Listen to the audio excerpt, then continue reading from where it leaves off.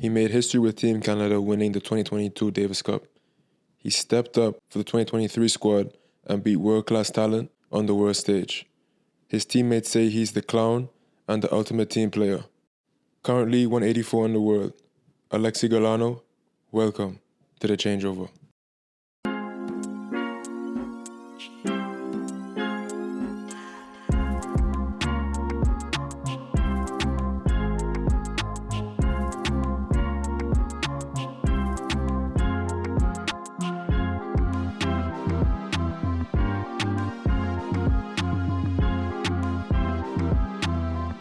Justin Roberts. I got my co-host over there in Abidjan, Jody Maginley.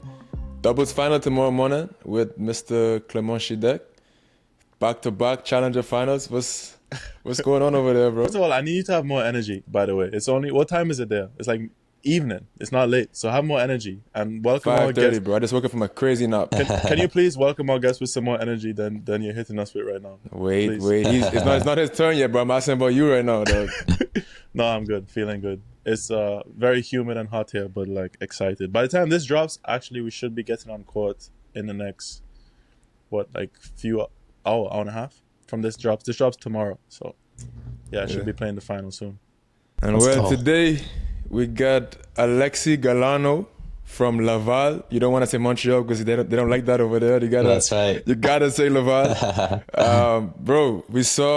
I saw. Possible to say that you're like the ultimate team guy, the funniest guy on the team. Heard Diallo talk about you the same thing. So don't come on this podcast being shy and like all proper and shit. Like I need to see some of that fire too. Thanks for having me, boys. And Jody, good luck tomorrow, huh? Thank you, bro. Thanks. You don't need too much energy, man. When you're in the final, the result speaks for itself. So yeah, exactly. Good stuff, man. Thank you, bro. Bro, 2002 Davis Cup, the TikTok from Malaga with you and Diallo. Whose idea was that? Which one was it? I don't know. It was like, come with me, get ready for a day in Malaga. That was my idea. I mean, we were on the bench. Our only job was to cheer on the bench, to warm up the guys, but we didn't have much to do, so figured might as well take you guys behind the scenes. And it was not the most creative one, but I mean, it's always cool to see the behind the scene. Sure. Was it a bad TikTok or what? Why are you asking about the TikTok? No, I just thought it was funny because it was like I don't know, it was like into the transitions and stuff where you put the phone down and you stand the up transition, and you're like in a different spot. No, that one, there was like 3 or 4 that were made that week, but those one were the Tennis Canada social team. They had that idea, The one with the height difference, that was tough for me, but gotta take one for the team sometimes, you know. So, what do you think makes the chemistry on the Canadian Davis Cup team so great? Like, why do you guys get along so well? I think, guys are just excited to play for Canada. Obviously, we're pretty patriotic about our country. There's not many of us out on tour. So, when we get together, it's always fun times. And most of us, VP, obviously a different generation, but we grew up watching him play and he's inspired us so much throughout the years, not only with his Davis Cup success, but on tour as well.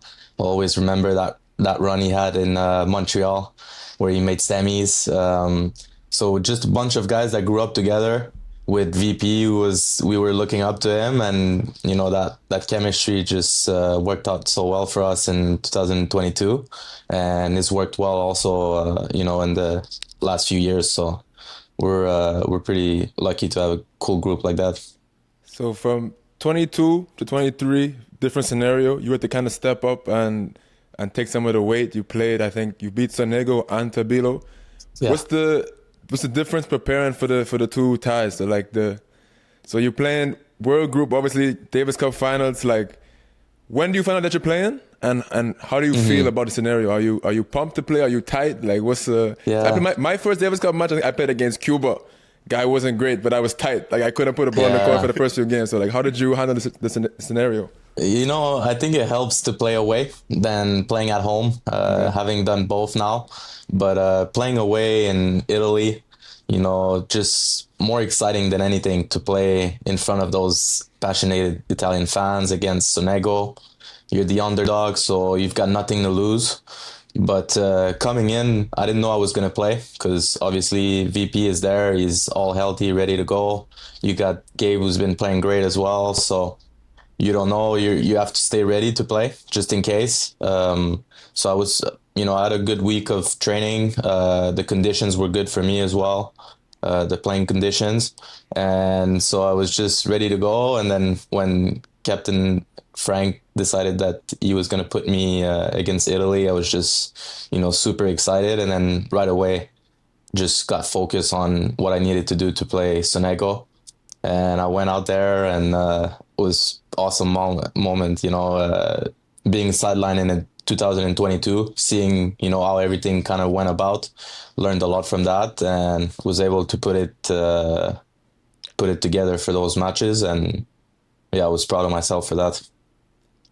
Do you remember sort of how the match played out? Like, took you a few games to get into the match? Did you feel comfortable right away, or like, do you remember how it kind of played out from your perspective?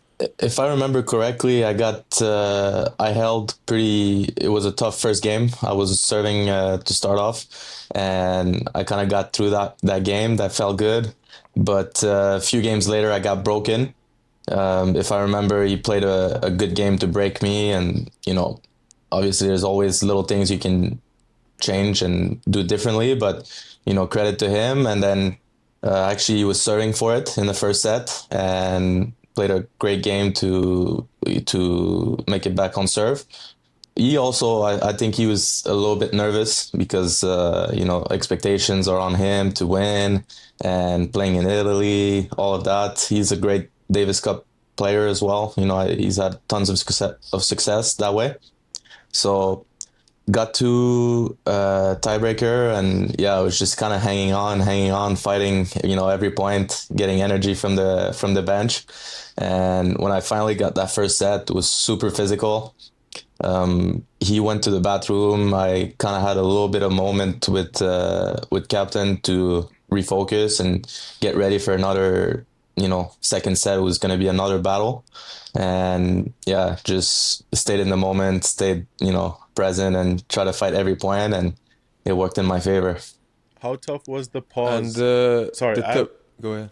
Sorry, by the way, I have like the craziest delay, so like I'm gonna be coming in like a fucking second and a half late every time. So I'm sorry. It's gonna happen a lot today. It's yeah, okay. definitely. But how the pause in between sets, was that tough for you? Like how much time was it in between sets, and did that make you think a little bit of the moment that you were in? For sure. But, that's what's great about Davis Cup is having your captain on the bench.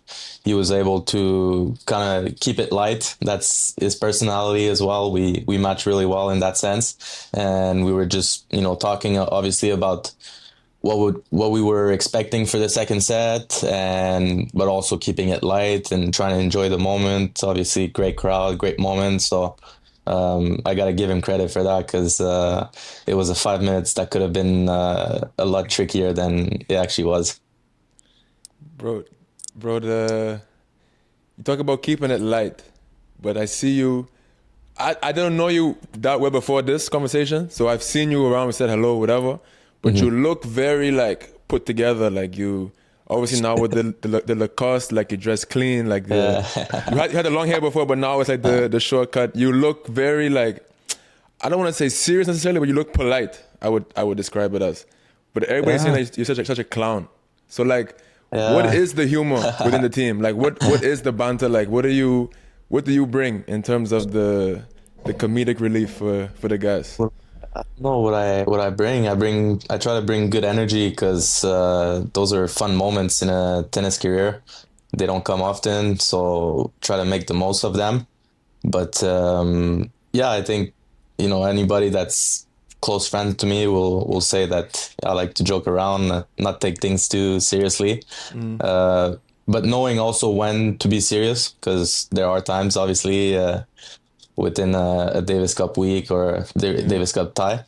But yeah, it's hard to really pinpoint what exactly happens, but it's very natural for everyone. I was surprised because this man is always just, every time I see him, it's not like he's fucking around. Like the man is just, he's there, he's to himself. Maybe if he's talking to someone, it just looks like he's having like a normal person. He's just a normal, nice Canadian person, nicest people on the planet. You've heard of Canadian person. You know what I mean? Like that's exactly what it is. He's not like what I've seen. It's not like what Gab has described him to be. So I'm trying to see what's going on here. Yeah, because like for me, I talk shit. Like I tease people, and my humor might be a little bit. It's more like banter. Like I will cut digs at people, and it's jokes. And then Jody is more. He does it too a little bit, but he's more like the silly funny. Like what is your jokes about? Like what are you? Yeah. I think I pride myself a lot on respecting everyone. Just that's very Canadian of us to, treat everyone the same and with respect. For sure. Very courteous, the word is. But yeah, I mean, I grew up with 2 older brothers, 1 older sister as well. You gotta have a sense of humor. You gotta take things lightly or not personally. So that's shaped me into who I am now, I guess. And now I can. Yeah, and now I say maybe with Felix and Gab, they're kind of my little brothers, so I can finally, be the one that's picking at them, and yeah, it's cooler. It's a cool vibes out there. Okay, good. So growing up, obviously you're saying you're close with Felix, and I'm sure you were in a similar age range, maybe 1 or 2 years with him and Shapo, and then now Diallo's doing very well as well. Was there ever a time for you where it was like comparison was a thief of joy, like where you felt like you were comparing yourself to them and their quick success, and you took a little bit longer? Were you ever struggling with sort of just looking at other people's journeys and like comparing? Yeah. I think when you're maturing helps a lot with processing these types of situations. You don't realize it until you finally go to college and you're kind of away from your clique. And that was one of the tough things maybe at first in college, to accept that I was going to take maybe a little bit more time to develop and go pro. But I got to give a lot of credit to my coaching staff at NC State with Kyle Spencer and Chris James. They've helped, they've helped me so much on the process, focusing on the process of getting better every day, knowing that everyone has a different path. And same thing with my family, we pride ourselves with, everyone embracing their own journey and focusing daily on just improving.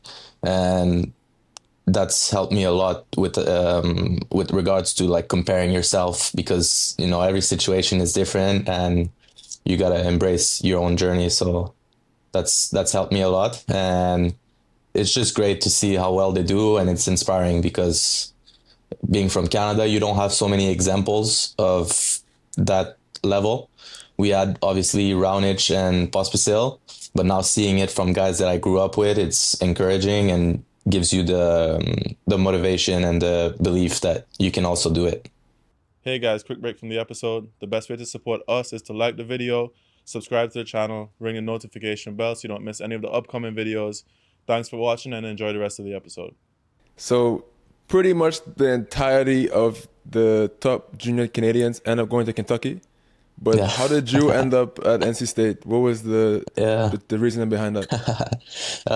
Well, I went to school maybe 1 or 2 years before that big group of Canadians went to Kentucky. Okay. But that was also one of my criteria. I wanted to go somewhere where I didn't know anyone from the juniors, just to, I think it pushes you outside of your comfort zone. And looking back, both decisions are great, I think. But for me, I was really excited to go to NC State because I saw that the program could get better. We were put in situations where, it would have to, I would have to keep improving to, compete with these top programs like Virginia, UNC, Wake Forest. It was a great conference. And also we have great facility at NC State. So I knew there was potential and I knew I could grow into that program. So it made sense for me. Yeah, maybe that sort of fit your identity as well. Sort of like in that clique, I guess you were good. Right? It's a good school, and you were also good. But maybe you had a few guys who were going further. So maybe being in a scenario where the school is good, but there's also a lot of room to sort of grow it. Maybe that made you feel a sort of connection with the school, or no? For sure. It makes you maybe a little bit more accountable and gives you like another reason to, playing for the school, to bring it to another level if you can. I think it's never a bad thing, external motivations, and sure. Obviously the internal motivation is always going to be there, but you can add layers, then great. And turns out I'm watching every game whenever I can, and I feel proud to be an alumni. For sure. Okay, I'll ask my question now. Yeah. So obviously when you were in school, I think we knew each other since maybe you were still in juniors at the time. And I remember every now and again, a lot of the juniors, the Canadian juniors, would get wildcards into the 25s and the challenges and that sort of stuff. Can you talk to me a little bit about that? And I guess what was the expectation? Because I remember you guys had a little group of players like around the same age that would go to these tournaments together with I guess the Tennis Canada group and stuff. So what was the expectation among the juniors? What were you guys thinking? What were the kind of conversation you guys were having when you were going to some of these, like the 25s in Canada and the challenges and those kind of tournaments? Yeah, the expectations for when we started playing pro tournaments at like 16 or 17 years old, expectations were not super high, but obviously expectation were that we were all going to go pro. The minute that we committed to going to the National Training Center in Montreal from age 15 till 18 or 19, kind of depending on how your junior career and your start of pro career goes. But that's the expectation or the goal, the first mission that Tennis Canada, puts this together. And so when we go into these tournaments, we're obviously hoping to make it to quarters or semis. But for me personally, just to get points, to go off to school with some points. I remember that summer I played 3 or 4 Futures 25K, and I won a round or qualified my first time and then won a round. So got a point. I was so excited about that. I got my first 2 points in Canada. Did you? Yeah. So it's a good place, man. The conditions are great. It's good. Saskatoon or where? I got my first one in Kelowna, and the week after I got my second one in Saskatoon. And I lost second round to the 1 seed, Sarkeesian, both weeks. Let's go. So too good. But I mean, I was feeling great. Because know why it was great? Yeah. It was because like I think the first week I qualied, and I don't remember if I beat the qualifier or he was directly in main, but I remember having like a little bit of a doubt if it was just like a one-off. So to do it again the next week, I was like, all right, I'm here. Like I can do it multiple weeks. Like, it's not like I got hot for one tournament or whatever. Like I did it back-to-back week. And I think I might have made the doubles final the first week too. So I was like, and that was like 6 months into my pro career. So I was like, I was feeling good. Yeah. That's a big I love the later rounds. But at what point in the NC State journey did you start to feel like, okay, I can really do damage on the pro tour? Before he yeah, no. It's I feel like you said, you want confirmations with some results and stuff like that. So I was lucky enough to have wildcards in the summers to play the Canadian Challengers. Had a few quarterfinals in 2 or 3 consecutive summers. So that was definitely, reassuring that, it was definitely a path after college. But funny story is that when, you guys remember when Shapo beat Nadal in Montreal. Yeah. Well, that same night I was on the phone with newly hired head coach for NC State, Kyle Spencer. And we were just talking during the match, and I still remember to this day, like we were talking and he was asking me where I was, and I was saying I'm at the match. I'm in Shapo's box. Well, not the box, but he had another like suite. and I was watching it from there, and we were talking about it, and he's saying, "Oh, you'll get to this stage someday. We'll make sure of that." And Hmm. that gave me so much belief in that coaching staff. And from there, I had 4 years where I just worked super hard and um, kept improving, and that was also a confirmation that I was going to play pro after college.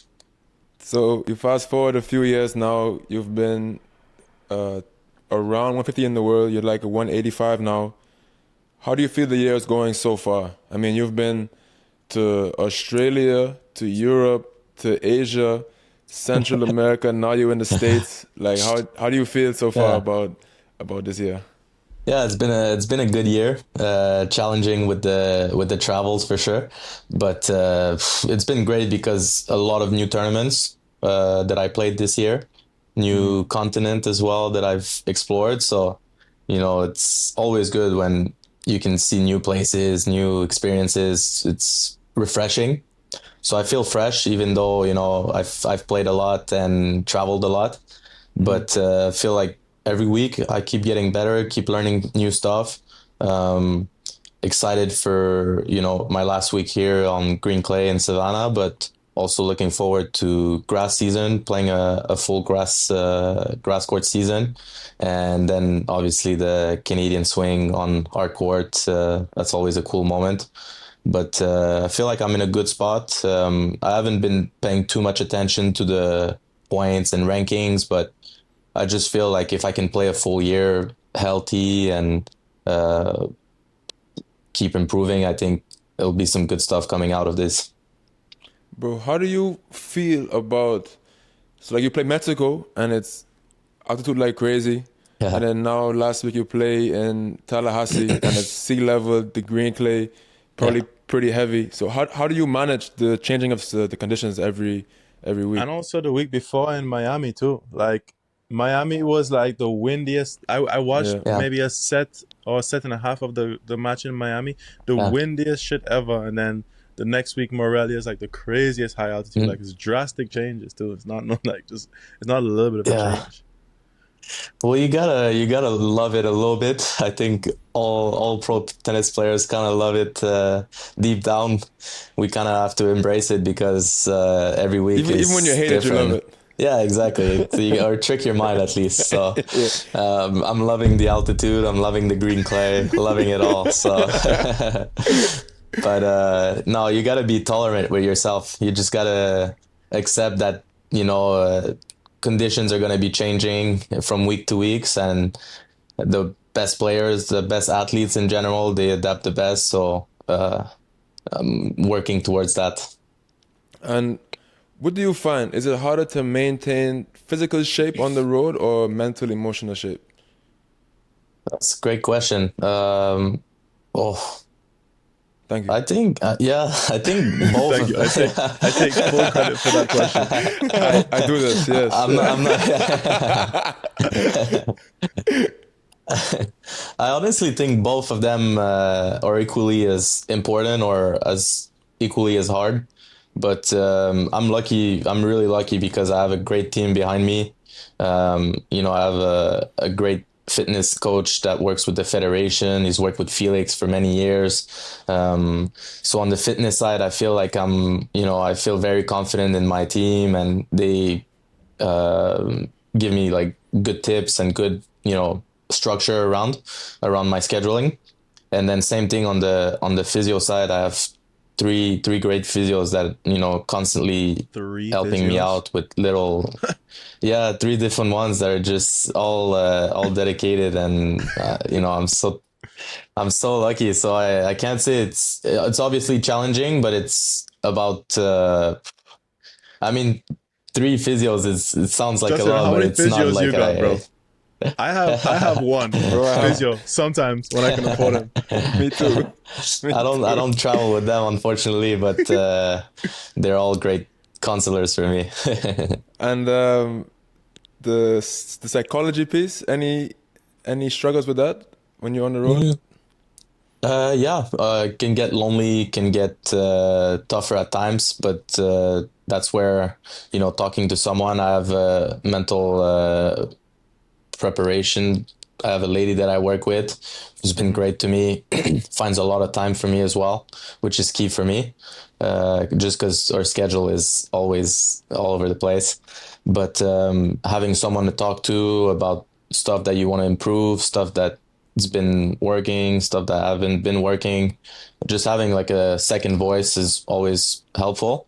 And I'm also a part of this. I'm an ambassador for a program that Tennis Canada has put together about 2 or 3 years ago, the Mental Timeout, and that's trying to promote kind of the stigma around, mental health. And I think it's a great program because it needs to be talked about, and it needs to be an area where athlete keeps working on, because it's maybe 70 to 80% of your results will come from that. You know, it's funny. We briefly talked about it maybe at breakfast in Morelos. It's weird. Like, I think when we had breakfast, it was probably on Saturday. Was it the day of the semis? Maybe. It's just very odd that the better that you do, especially as a singles player, the less people you're gonna have around you. Like, you have the early rounds at the tournament and it's packed, so you have all, like, if you have 4 friends at the tournament, they're all there at the beginning, and then I mean, it would be sick if all 4 are in the semis. You're there till the end of the week with them, but like that's normally not the case. And then all of a sudden, breakfast is empty, lunch is empty, and then there's like less people to practice with, less people to warm up with, less people to have conversation. It gets real lonely quick. Like, all of a sudden, the options of conversations are very limited. It's very weird. Like, the tournament gets like, it's a ghost town kind of feeling, and it's not, especially for someone who is doing really well. Then you have even less of your people around you than if you and your boy lose early, y'all can travel together to the next week and you have to hit the practice course. But if you're doing well, you're there by yourself, Yeah, you want to look at it. We've talked about it. It's funny, and I've also talked about it with my coach, that obviously it's a great sign, but at the same time, it's a different type of energy, and you got to go get it from the fans because it's the weekend. They're excited to watch some. If you're lucky, the fans, bro. The Mexican Depends fans. where you at. The Mexican fans are unreal. They're great. South America they're the too. best. Oh yeah. South America too. Yeah, they know how to cheer. They're awesome. Really welcoming as well. Yeah, bro. Would you say that for recovery, getting massages is over or underrated? Underrated. I used to not get them so often because I've had a few instances where maybe I've gone too deep with the massage, and the next day your legs kind of feel weird. But I think if you just set the expectation with the masseuse and just tell them, like, okay, like a light flush or whatever you think you'll respond best to. But I've been doing it way more often, and I mean, I feel amazing the next day. And even just to take a little time, like, off your phone, off your mind, just relax. It's underrated, I would say.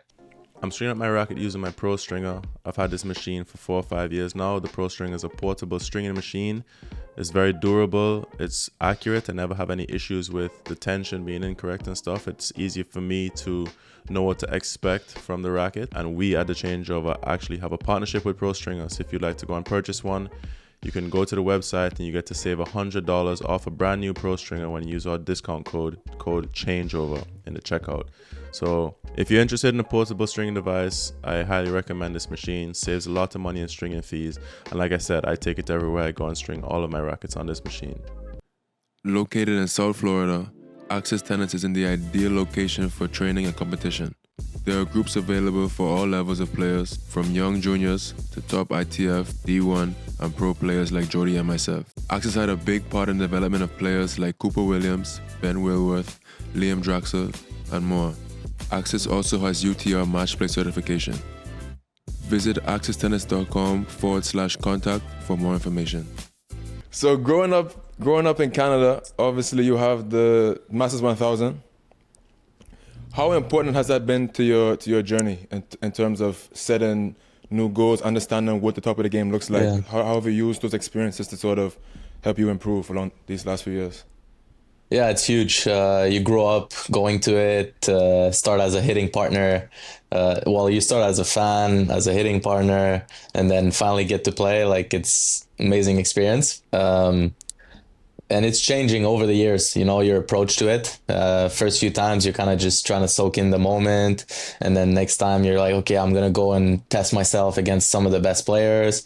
And then maybe 2 3 years ago you get into the main draw, and then you start playing some guys that are like top 15, and you're like, okay, again, I'm testing myself. But I think I've had some proof that I can compete against those guys. And now I finally feel like, I'm coming out there to win some matches and improve my rankings, and also obviously keep testing myself against those top guys.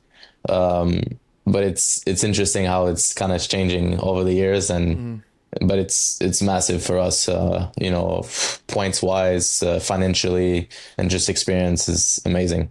For sure. Obviously, so a guy like Felix, big, strong guy, huge game. Shapo, similar thing. Not as big, but very whippy, like plays big. What do you think? I think because your game, for me, watching is like a game of pressure and like taking time away and maybe good ball striking and being physical. What do you think you need to sort of become a mainstay of the ATP tour so you can kind of compete with those guys week in and week out? Yeah, I think the common thing that some of these top guys have is a weapon, or a shot that can win them matches. I don't think I necessarily have that, but I'm working towards it and trying to become more and more aggressive, by whether, taking time away or coming in, stuff like that. I'm not, I've accepted that I'm not going to be the biggest ball striker and, taking, like just winners after winners. So you got to work in the direction where it makes more sense for your physicality and your game style and stuff like that. And for me, it's probably about, coming in a little bit more. I think I can volley well, so trusting that and coming in and, forcing guys to hit crazier shots or passings. And I think that's going to make a big difference for me. Can we talk a little bit about your preparation? So, like, we had Albaran on, I think, last year, and he was telling us that every time he goes on the court for like a pre-match hit, he treats it as a practice session. So he's not only warming up for a match, but he'll like spend a few minutes working on something, whether that's a serve or I don't know, whatever it is on the day. Can you tell us about what your preparation is? I guess you talked a little bit just now about like what Alexi is, like the project, like where you see your game going. But how do you and your team approach it, like week in, week out? Do you set certain times in the calendar, or do you what do you focus on in the training blocks? Like, how do you, I guess, work on your progression? What's the project like for you? Yeah. Well, it's so important to have direction, where you're working towards. Working without a goal is just, at least for me, it's like, I can't really imagine it, can't visualize it. So that obviously it's kind of preparing to fail for me. So I'm always trying to organize as best as I can. And not to cut you off, but when you say working with a goal, what do you mean by that? Working with a goal, like short-term goal, or, obviously the long-term goal is to, have a long career and to get into the top 50 and play all the masters, do as best as I can, maximize my potential. But short-term goals are maybe for like a 3-4 month period. I think that's a good timeline for us professional tennis players, because you'll have the clay season, which is kind of a 2-3 months. You'll have the grass season, which is 1 month. But still, I think you got to make some goals for that specific surface, and then you go back on the art court. So with my team, we'll sit down and we'll kind of put some goals, ranking wise, but mostly just what we're trying to work on. And, from every match, we'll evaluate it. And, not every match you're going to be able to put stuff to work, but that's where the training is so important. And having someone on the road with you is so important, because you can track the goals, track the progression, and keep working on those goals. Because it's so hard when you're traveling alone and you're, hitting with guys. You guys are just gonna play points, and that's gonna be it. There's not gonna be real technical work or little fine tunings that you can do with your coach, and that's the investment that has helped me a lot. Is it a particular like stat? Like, could it be like second serve return points won, or is it second serve points on your own serve won, or is it like taking a certain percentage of balls with the forehand, or like what kind of things specifically do you guys kind of set goals with? Like, or how do you? Is it tactical? Is it performance wise? What are the goals like? Yeah, obviously, stats are big because stats don't lie. Like they just show what's happened with the match. We'll always look into them after the match and see kind of what sticks out. But then after that, it's hard to really track the progress on, if you've been using your forehand more, just because you'll need like advanced stats, which is offered to the top players, but guys at my level, like it's definitely a big investment to make. Guys at my level, like if he's not balling. Guy has 3 physios. What are you talking about, bro? Guys at my level. Piss me off, bro. So I saw you in Laval, must have been last summer. I think you had time between tournaments, and you told me that you were actually training in Laval, not in Montreal. Is that still the case?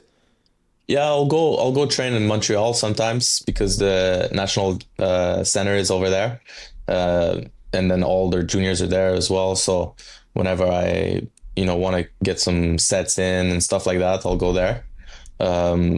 But then I also like being in Laval because I have a great setup at Carrefour Multisport. It's a really nice training facility. The atmosphere is great, like a little community. So that can't be overlooked when coming back home. You want to feel good, and it's not necessarily about keep training like as hard as on the road because you're kind of resetting and going again on the road. So sometimes it's just I like it just to go and chill. So you can like refresh the batteries and just kind of get ready for another 6 weeks on tour or whatever it is. I literally said that exactly. to my mom today. Yeah, it's so key. It's like I was talking about my schedule because I think I went San Diego straight to Portugal. So I went 3 weeks, 15s, kind of close to home. But then I went San Diego and then Portugal for 2 weeks. 1 week off. Morelos, 1 week off. And now I'm in Ivory Coast for 2 weeks. And I was talking to her because it's like the balance that I'm finding now is, I mean, maybe mine's a little bit different to yours because I'm playing doubles and you kind of have to play more weeks on the road. But I've been doing so good recently that it's like, what do I do if I'm a little bit tired, like a little bit mental and physical fatigue? Because admittedly, like I haven't been doing fitness as much. Like it is insanely hot out here. The last thing you want to do is go in the gym and do fitness, like crazy.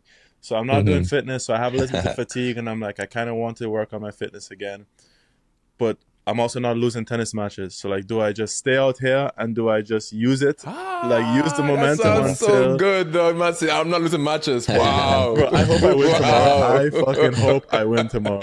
Wow. Oh my God. God said to me today, like 9-7 down in the tie break, I have a backhand inside, like a body backhand. They go on second serve. I swing, hit the ball off the frame into the clouds, bro. Comes back down, and then they miss the overhead. Like God alone put that return in the court. But he screams, yes! That was bad. Yes! That was bad. I should not have screamed.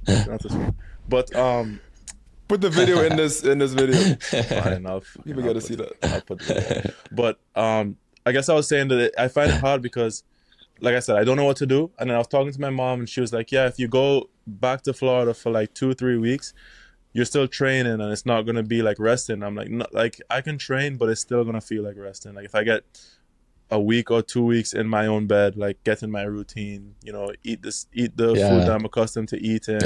Like it is like a huge reset just to have 2 weeks at home, which I've not had since preseason, really, since like January, and it's now April, and it's going by so fast. The year's flying. Yeah.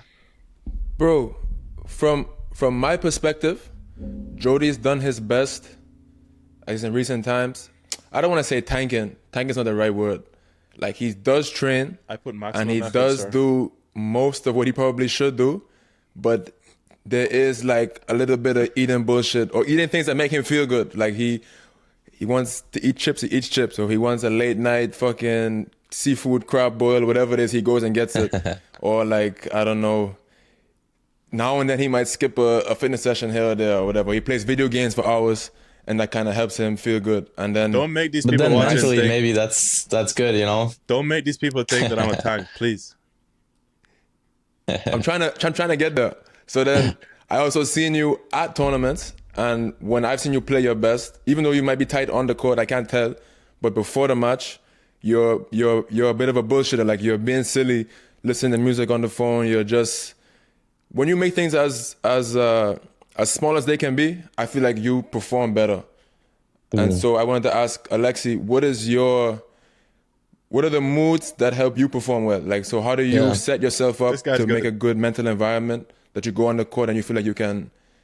Bro, I'm getting really good at this thing. This podcast stuff, bro. I'm started. Scary. But talk to me a little bit about how you cultivate a good mental emotional mindset.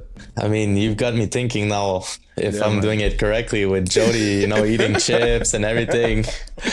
Don't follow me, I man. wouldn't mind Do not that, follow me. But he has half a court. He has half a court to cover. That's the problem. Man, That's a detail. Bro, That's a detail. Shadek is out here doing full fitness sessions before we even play a match. Family, if I did that, I would be cooked. There's no chance. Everybody's different. Yeah, it's a thing. Yeah. I mean, it's different stage of your career as well. Like, or career like doubles and singles. But, you know, if I take Shidek, for example, I mean, he's working towards getting better and, you know, being in shape for French Open. I would say that's probably his next big tournament. But same for me, like you gotta not just look for this certain week, but you gotta plan ahead for, you know, the next place where you want to peak.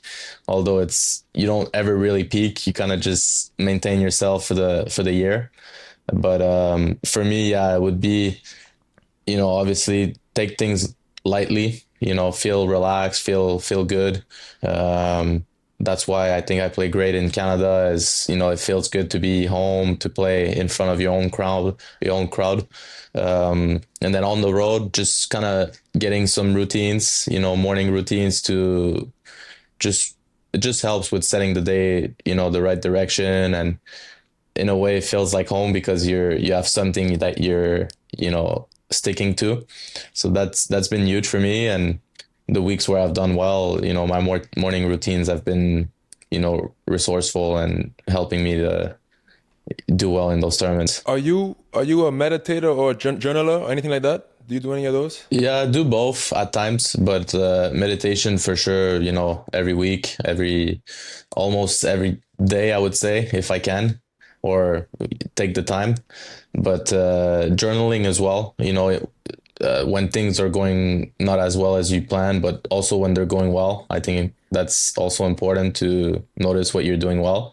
But that's where the mental timeout initiation, well, the program that Tennis Canada has put together, that's made me think more about these things. And in a way, it helps me also kind of stick to my word and do it, because it's one thing to be an ambassador, but you want to set the right example and do it yourself. Sticking to the word is a powerful thing, because I know for a while Jody was preaching this 5-minute journal thing. He was talking every day about how he was journaling. He would randomly, we would be watching TV and be like, yo, this morning I journaled and I.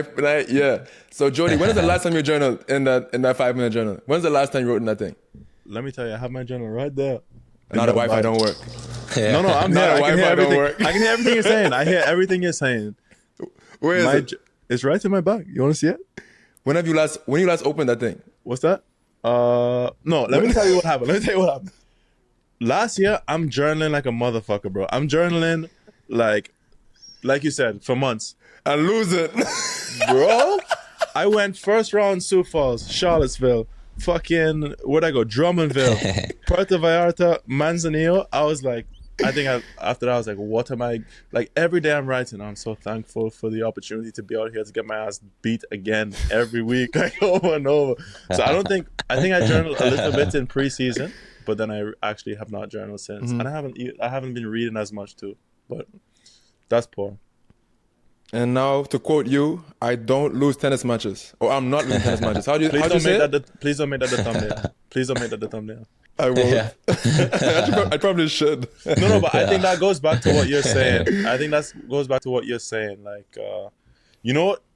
You saw the video. I don't know, Alexi, maybe you didn't see it. I don't know. But the video that we put on Instagram of Chidek doing the warm-up the other day, he did like hand-eye coordination stuff, and then after that he did like shadow swings, and he did like different sort of stuff. So I've been doing the hand-eye coordination stuff with the coach, but like to me it's just fun, you know. Okay. I'm enjoying like messing around and like bullshit and like doing that. But if I had to do it as like the feel-good stuff. If it's like a structured routine where it's like, okay, I have to do this, then I have to do this, and I have to do this. Like for example, before the first round, we did feeds, like we did like reaction feeds and then serves, like out to a basket like 20 minutes before the match started. And we already did the pre-match hit like an hour before or something. And then the second day on the practice course, they removed the net. So then now we couldn't do the pre-match feeds. And to me, it's like, I actually don't really care that much about it. Like I just want to like feel a little bit warm and like mess around before I go on the court. But I can see that maybe Chidek's preparation is like more rigorous. So he's like, maybe we can go here, like trying to problem solve to make sure it happens, which I think by now it didn't happen. Today it didn't happen. The man didn't even have his laundry today, They didn't even bring his laundry. But yeah, I just think it's different personalities. For me, I just want to enjoy the moment and feel light and feel good. But for other people, that might feel like, for sure, for him, if he's just messing around kind of before, he's not going to feel prepared. Like he has to feel like he's worked hard and done his fitness and done his stretching and hydrated and stuff. So I just think it's a personality thing. And then maybe when I was journaling, I don't know, maybe that added pressure, whatever, I don't know. I think it's just valuable depending on the person. And I think it was good for me ultimately, actually. So maybe it's just a routine that I need to get back into. Does that answer your stupid question, Justin? That's good, man. I'm glad you got it off your chest. That's good. Yeah, he's coming to the realization now. Yeah, that's good. Good. Bro, they say don't meet your idols because they might disappoint you. But in this Lacoste party, I saw you in some pretty cool company there. You were there with Novak, Medvedev, Dimitrov.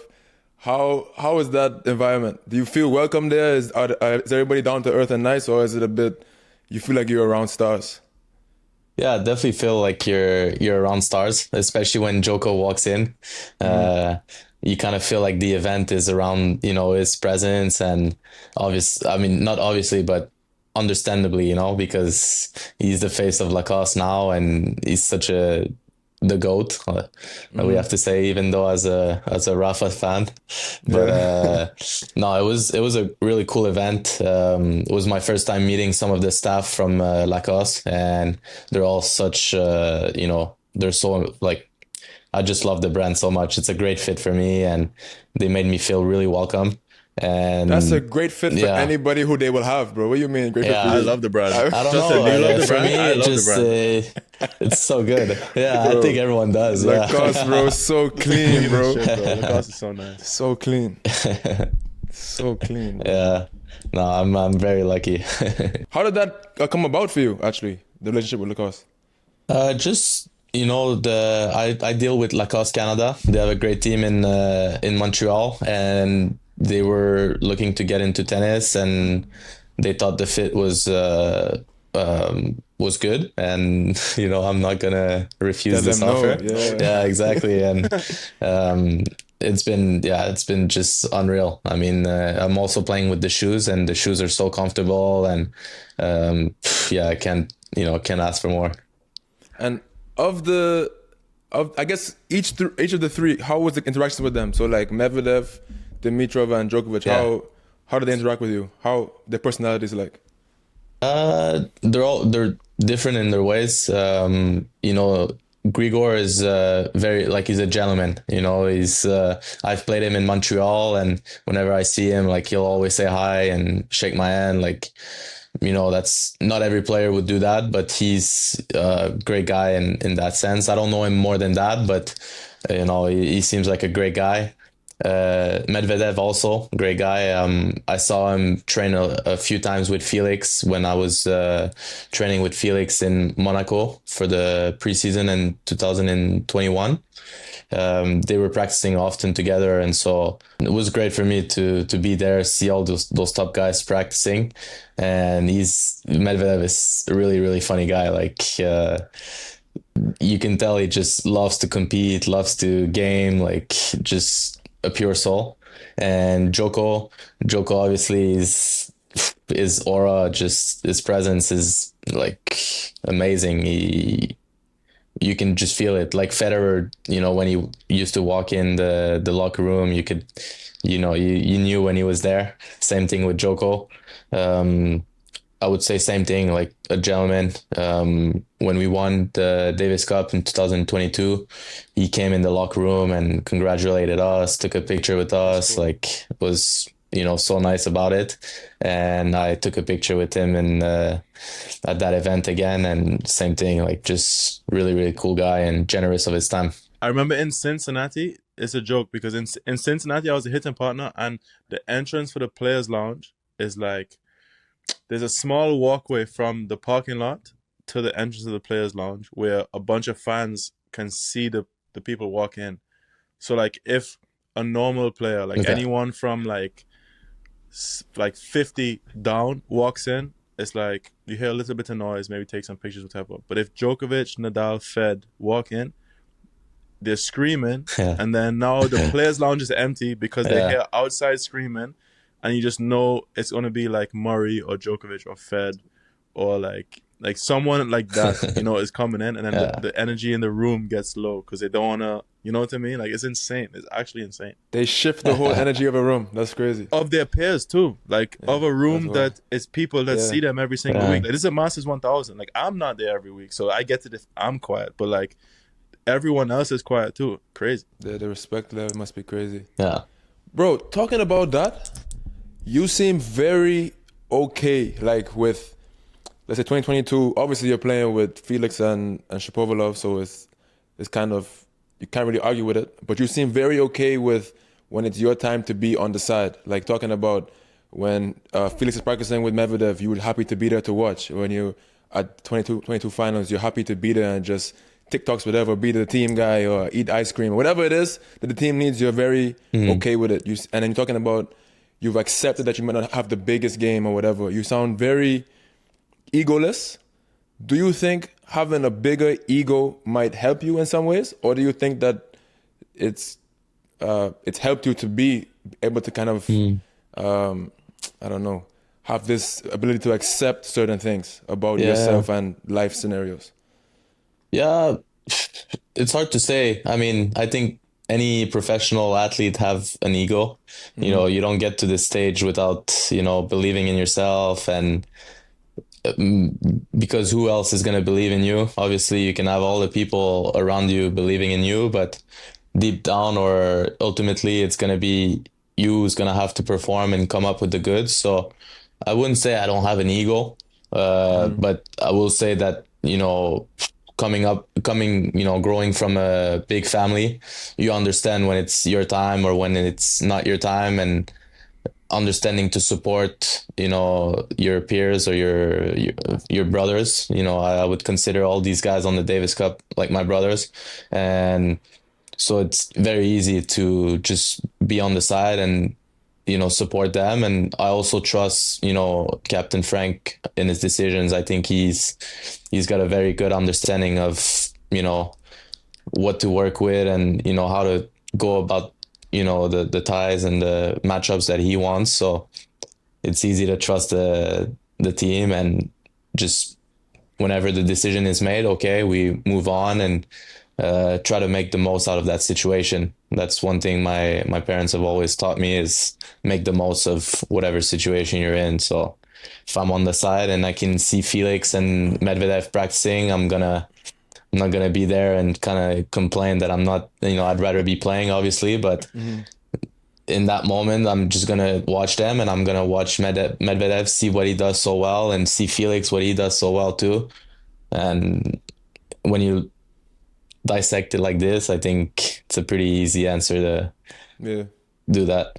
Yeah, I think that's important too, because I think in order to have sort of friends in this kind of life and to enjoy it, you have to kind of get over the jealousy piece. Like you can't want what everybody else has at all times. I think you have to know that. Yeah, everybody's journey. Say what? Do you struggle with that? Do you think about that for yourself or not really? Because I don't feel you that way. No, I'm not that way. I think when I was young, when I was like 13, 14, 15, I think I had some of that in me. Some of that, like, I think it's like an ugly thing to like see somebody else do something good and you feel like it takes away from you. I think that's like it's about a bit of a weak thing as well. I think you have to look in the mirror there and sort of grow up and be like, realize that that's not gonna get you anywhere. And it's just, I think it's an ugly way to look at the world.